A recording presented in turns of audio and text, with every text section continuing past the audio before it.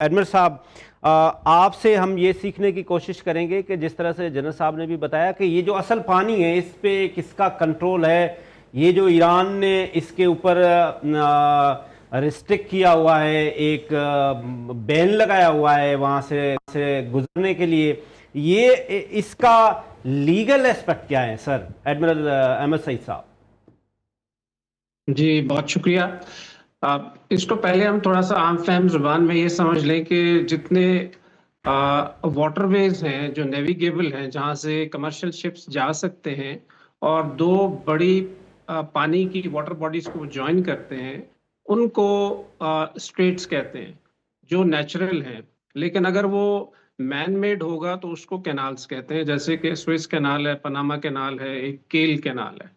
तो जो legal aspects हैं उसमें चूंकि United Nation Convention on Law of the Sea एक बाइबल है इनको गवर्न करने के लिए, तो उसके तहत तकरीबन 200 से ज्यादा कुछ स्टेट्स हैं जो उसके अंडर आती हैं। राइट।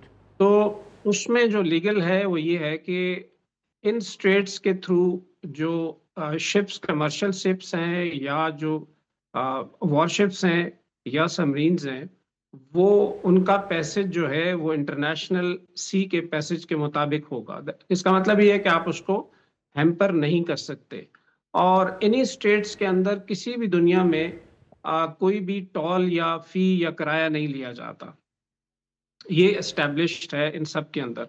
लेकिन कुछ ऐसी स्टेट्स हैं जिनके अंदर थोड़ा सा एडिशनल प्रोटोकॉल्स ऐड किए गए हैं, जैसे कि डार्डिनल्स की स्टेट है या उससे आगे अपनाए बास्फोरस है, जिसके ऊपर टर्की का एक स्पेशल एक एग्रीमेंट है जो 1936 में आया था, जिसे मॉन्ट्रियू एक कन्वेंशन के नाम से कहते हैं, जिसमें उन्होंने अपनी सेफ्टी और सिक्योरिटी के हवाले से अब वो जितने भी वॉरशिप्स हैं उनके ऊपर उनका कंट्रोल होता है। राइट। कि वो उन्होंने एक लीगल एक फ्रेमवर्क बनाया हुआ है जिसके तहत जो वॉरशिप्स अगर जाते हैं तो 15 दिन पहले बताते हैं, फिर टनिज के हवाले से, फिर उसमें वेपन्स क्या हैं, तो ये सारी चीजें वो लोग गवर्न करते हैं। तो ये दो पैराए हैं। तो उनके अंदर रहते हुए जो ईरान का इस्तदलाल है वो ये है कि ये चूंकि 12 नॉटिकल माइल इसकी जो विड्थ है ओमान और ईरान के दरमियान है, तो ये हमारा टेरिटोरियल वाटर है। एडमिरल साहब, जिस तरह से जनरल साहब ने भी फरमाया, आप क्या समझते हैं कि ईरान की अभी भी कैपेसिटी है कि वो लड़ता रहे, और क्या लड़ाई वो अभी अमेरिका बर्दाश्त कर सकता है, या बाकी दुनिया के जो ममालिक हैं, जो स्टेक होल्डर्स हैं, पूरी दुनिया इस जंग की स्टेक होल्डर है, क्या वो बर्दाश्त कर सकते हैं? और ये आप खास तौर पे हरमुज का नियर फ्यूचर फ्यू डेज में क्या सोल्यूशन देख रहे हैं एडमिरल साहब?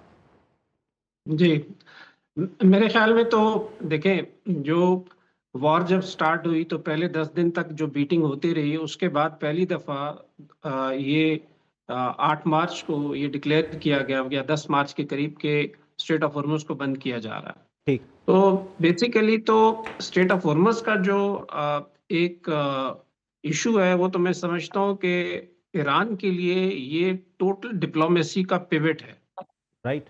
और उसके ऊपर उसने अपने आप को लेके आ गया। उससे ये है कि ये मामला इंटरनेशनलाइज भी हुआ और तमाम मुल्कों को उसका पेन भी आया और तमाम मुल्कों ने इसके ऊपर बात करना शुरू की।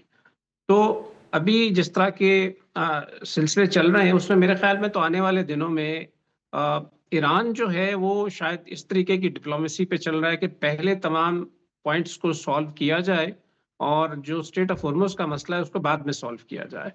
जबकि शायद जो अमेरिकन साइड है उनका ये ख्याल है कि पहले इसको खोला जाए और उसके बाद आगे चला जाए। तो इस तरीके की मेरे अपने जाती राय में शायद इस तरह की डिफरेंस ऑफ ओपिनियन होगा।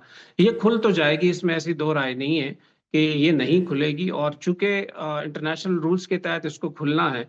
लेकिन जो सिर्फ एक पॉइंट है वो है ईरान का कि उनकी जो नेशनल सिक्योरिटी और सॉवरेनिटी के चैलेंजेस हैं जो लिंक्ड हैं स्टेट ऑफ हॉर्मुज से। इसका मतलब ये है कि जो 13 बेसेस गल्फ के अंदर बने हुए हैं जिनको यहाँ से वो रीलोड करते हैं, उसके ऊपर एक मैकेनिज्म डेवलप किया जाए, चाहे वो लोकल मैकेनिज्म होगा या इंटरनेशनल कन्वेंशन के तहत जिस तरह के डार्डिनल स्ट्रेट में बनाया गया था उस तरह का कोई मैकेनिज्म बने। तो मेरे ख्याल में इस तरह का कोई मैकेनिज्म बनेगा और उसमें मैं समझता हूँ कि पाकिस्तान इस इलाके का चूंकि सबसे पुराना एक नेवी है हमारी, और इस इलाके में बड़ा अच्छा उसका रोल है, और बाकी जो लोकल नेवीज है उसके साथ भी उसने बड़ा ऑपरेट किया हुआ है, तो पाकिस्तान नेवी मेरे ख्याल में इसमें एक बहुत बड़ा रोल प्ले करेगी आने राइट, वाले दिनों में। बिल्कुल सही।